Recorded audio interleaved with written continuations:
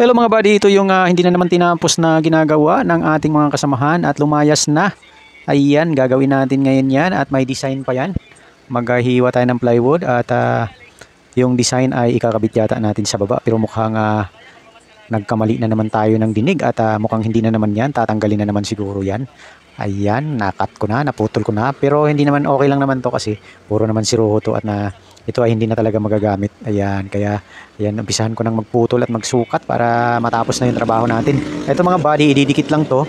At mayroon tayong pandikit dyan at sasabihin ko sa inyo at ilalagay ko dito sa dulo ng aking video kung anong pangalan ng pandikit dyan. At maayos daw, napakahusay daw. Ay seconds lang ay didikit na kaagad ang ating ginagawa. Ayan, tingnan nyo yung ginagawa ko.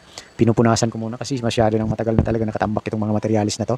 At ayan na yung ginawa ko. Kunting dikit lang, kunting pokpok at okay na ang lahat. Kaya ayan, abangan nyo ang mga susunod pa na mangyayari dito kasi medyo, ayan, nagkamali yata tayo ng pandinig or magkamali yung ating boss kung yan ba ay gagawin o hindi. Ayan, dinikit ko na at medyo okay na, naayos ko na lahat. Kaya yan, tuwid-tuwid naman kahit anong silip.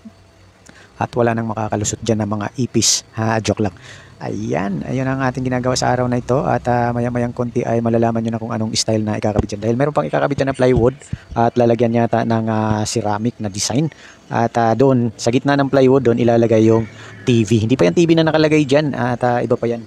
Mamaya ilalagay ko na yung plywood dyan at medyo malaki-laki ang plywood kaya siguraduhin natin na hindi ito malaglag at maayos ang pagkakapitan nila dahil plywood plus TV medyo mabigat-bigat na yan.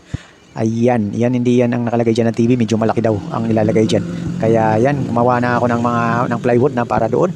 At maya-mayang konti ay makikita nyo na ang aking ginagawa. At pansamantala natin ikakabit muna habang hindi pa na-desisyonan ng may-ari o ng aking engineer. Kaya yan, dyan lang muna kayo at tingnan nyo ang aking ginagawa. Thank you sa panonood.